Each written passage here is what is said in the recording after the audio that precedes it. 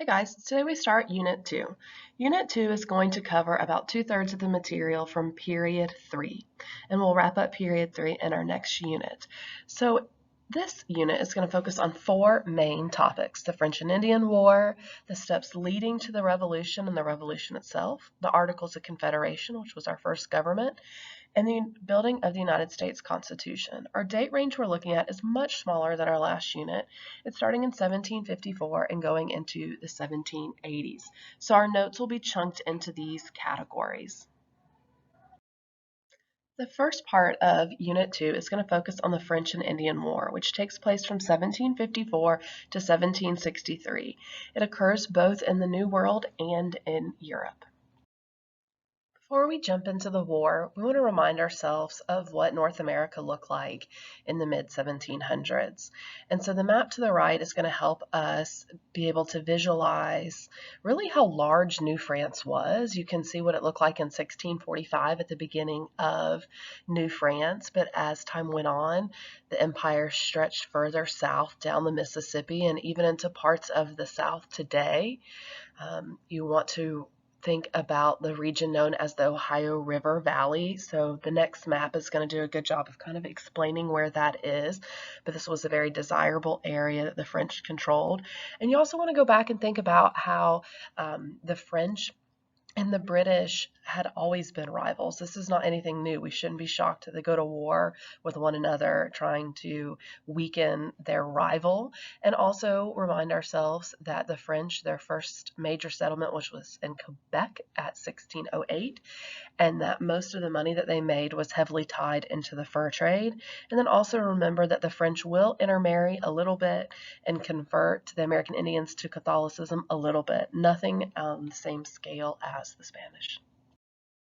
Now we want to talk about the causes of the French and Indian War. And when you look at this map, it is illustrating where the Spanish Empire was, the British Empire, the massive French Empire, and then areas that were really kind of initially French and turned over to Great Britain. That's kind of the purple. But I want you to find where it says Upper Louisiana, Illinois country. That's what we're going to call the Ohio River Valley. The Ohio River is the southern boundary of Ohio, Indiana, Illinois, and the northern boundary of Kentucky.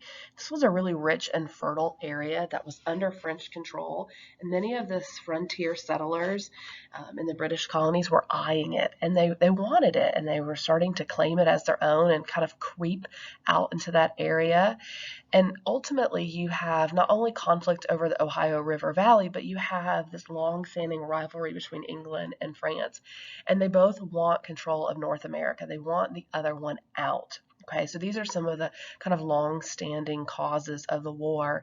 But it's really important to know that this control over North America is the key cause for this. And ultimately what's going to happen is some of these settlers that are moving west, they are going to come into conflict with some of the tribes that are aligned with the French.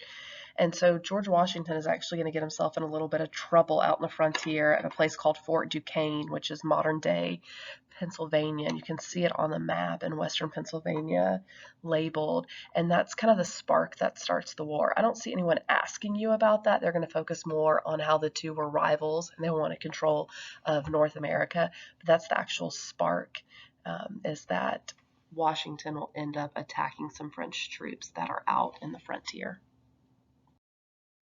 So in AP US history, when it comes to studying wars, we tend to focus really heavily on the causes of the war and the short and long-term effects. Sometimes in a handful of wars, we'll really sit down and focus on how the war was impacting life at home, so different subgroups, the economy, political systems.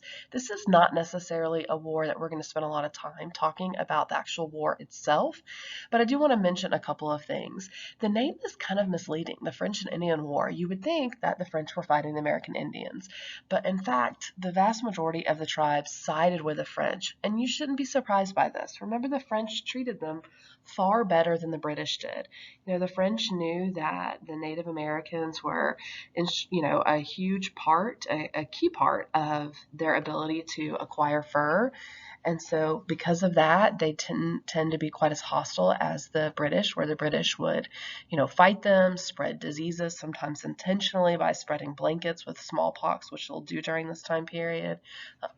Not like actually sending blankets out to tribes that have been infected with smallpox, but then also taking their land. And the French really haven't done that. So many of the tribes are going to side with the French. A lot of colonists are going to step up and they are going to fight with the British, and they're going to be really proud of their accomplishments. They're going to see themselves as equals as the British going into this conflict. The image to the right is a really famous poster that's created by Benjamin Franklin during the French and Indian War. What happens is that Franklin is going to organize something known as the Albany Congress in 1754, and it was a meeting of the colonies to come together and figure out like how they could best support the British during the war, because there were concerns about fighting not only the French but also the tribes on the frontier. There was always a fear that your family would be attacked by one of the tribes on the frontier. And so it was a way for the colonists to kind of come together and figure out how they could best support the British during the war.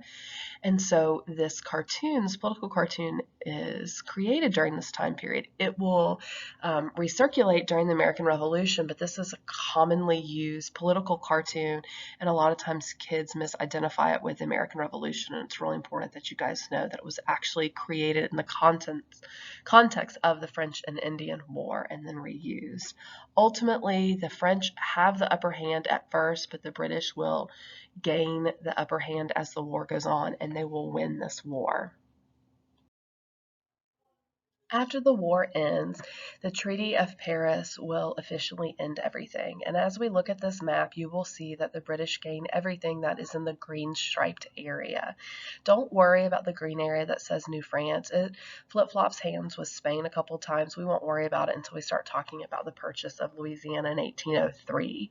But I do want to point out that there are some French settlers kind of in the eastern part of modern day Canada, and they were called Acadians, and they were from France originally, and they feel that they need to leave Canada, and so they're pushed out and they migrate down to modern day Louisiana, and they end up moving out into really remote areas that are largely surrounded by bayous.